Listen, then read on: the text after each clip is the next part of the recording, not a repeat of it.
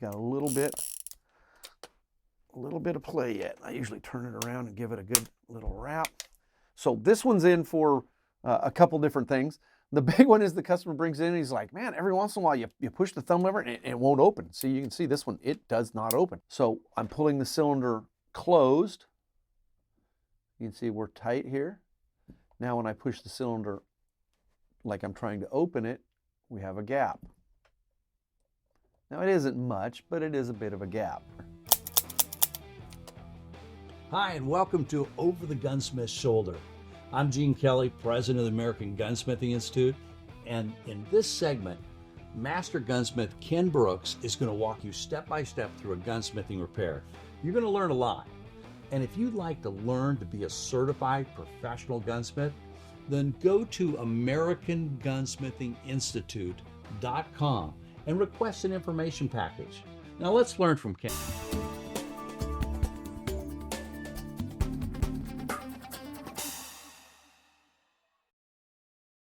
So we got another one. It's another Smith Wesson revolver. And part of where some of our confusion or difficulty, not our confusion, but our difficulty in getting things for you guys to see is I got a whole pile of Smith & Wessons in here that we can time. But you guys have already seen it. It's the same thing. So watching me time 10 Smith & Wesson revolvers, you're not going to learn anything, right? So we're trying to find new things every single time. So this one's in for a couple different things. The big one is the customer brings it in and he's like, man, every once in a while you push the thumb lever and it won't open. See, you can see this one, it does not open. He's like, now you can pound on it and force it. I'm like, well, you probably don't want to be forcing it. And of course, I knew right exactly what it was, is his extractor rod had come unscrewed. And maybe I screwed it the wrong way. But when those come unscrewed, it backs up against the barrel lug here. It'll still spin, you can still fire it, you just can't empty it. When you push this forward, the little bolt stays inside the extractor rod. So one of the things we're going to want to do is tighten our extractor rod, but I'm going to do that last. I'm just giving you a rundown of what's going on. Sometimes they'll come in and that's the complaint. The other thing I noticed right off the bat is we're a little loose on our crane. So we're going to align our crane. We're good up and down, but we're a little loose right there. You can see a gap. Let me get a pointer out here. So I'm pulling the cylinder closed. You can see we're tight here. Now when I push the cylinder like I'm trying to open it, we have a gap. Now it isn't much, but it is a bit of a gap. And then honestly, our Endshake's pretty good. So, crane alignment. And then tighten our extractor rod. So the first thing I'm going to do is take this screw out, because when I go to tighten the extractor rod, I'm going to have to take the cylinder out.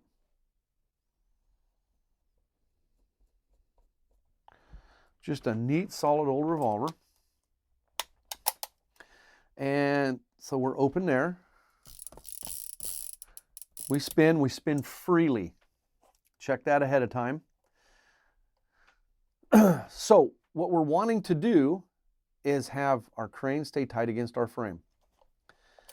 So it needs to go tight against the frame before our center pin locks up in the frame. So in order to do that, I'm going to turn this like so you can see it.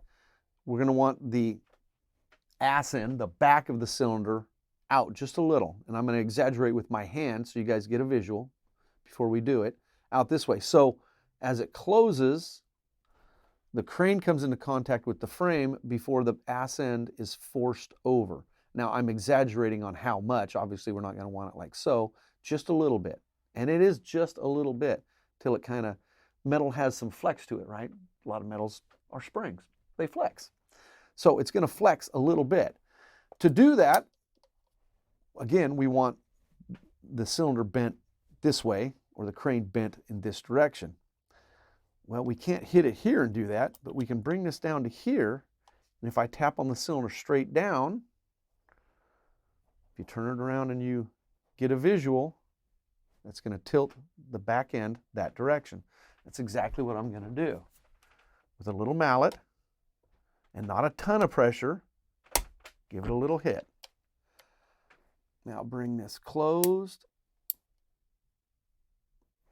We got a little bit of play yet. I usually turn it around and give it a good little wrap. And we're still free, and we've tightened up a great deal. So people think the revolvers, I get these comments all the time, revolvers are more reliable than semi-autos. Well, if I can bend the crane that little bit, it's not going to take much before this is bent to where it won't rotate. We used to have an old Smith Wesson revolver in the shop. I don't remember where we got it. And people would come in and say that, and I would grab it, and I just thump it on the side of the counter. And then the cylinder wouldn't spin. And I'd be like, what happened? Wow. If you drop it, or it's in your holster and you run into something because somebody's shooting at you, you can bend those cranes real easy. So are they reliable? Yeah, revolvers are reliable, but they're not that reliable. But it was amazing because you'd thump it and then the cylinder wouldn't even rotate. You couldn't, sometimes it'd be difficult to open, and their eyes would get great big and they're just like, oh my word, you know? And I'm like, that's how soft they are. Things bend and move. So I digress.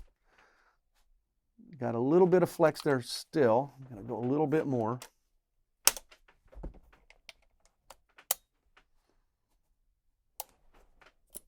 Okay, see that? See how it doesn't spin as free? And we're definitely tight. So essentially, I went a little bit too far. Now I might be able, I wanna make sure that this guy is still snug and that that's not what's causing our bind. It's got a little bit of a bind. So now I need a shim, something non-marring to put between the crane and the frame to give it a light. So now I'm trying to bend it back, right? Because I went just a little too far. And you saw how light I hit that. I didn't hit it very hard. Goes along with my story.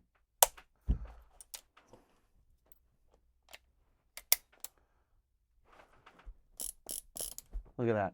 See how much easier that is? And we are snug there. So, once again, yeah, plenty. No Endshake to speak of. I already checked the timing. So now we're going to tighten. That's all gummed up. Clean a little bit of crud off of there. There we go. And I probably ought to wait till I'm ready to put this together, but that's all right. Now I'm going to go over to the vise and tighten this guy up. So I clamped this extractor rod in the vise. I can rotate our cylinder, give it a good little tweak, come back to the bench, slide the crane yoke assembly onto the cylinder, make sure our extractor is still free. Now make sure that I can't grab this and unscrew it by hand. Gave it a good little tweak in the vise, put it in there, double check our crane, double check for Endshake, check for Endshake again, 3, halfway through, virtually no Endshake. So there we go. Quick and easy and dirty and something new, something a little different, which is what we want to give you guys. But you got to remember that a lot of times what I'm doing is repetition. Timing and removing Endshake on a Smith & Wesson revolver, lining the crane. All right, you know, how many times do you guys want to see that? You know, honestly, one time does it. Once you got it, you got it. You know, that kind of thing. So, I mean, as we get other things, obviously, and we have the time and opportunity, and Robert's schedule and my schedule match up, we want to bring you guys these things. But a lot of times, there's, you know, a 2-day project. Well, we're not going to film that, you know. That's not practical. That's just not. So, when we get these things, we will try to show you as best we can, and hope you guys like it. Quick and easy and dirty. We'll catch you next time. If you want to learn real gunsmithing and see more videos like this, be sure and like and subscribe so you don't miss out. If you're interested in training to be a real gunsmith, go check out the AmericanGunsmithinginstitute.com. Or for your own firearms training, AmericanGunsmith.com.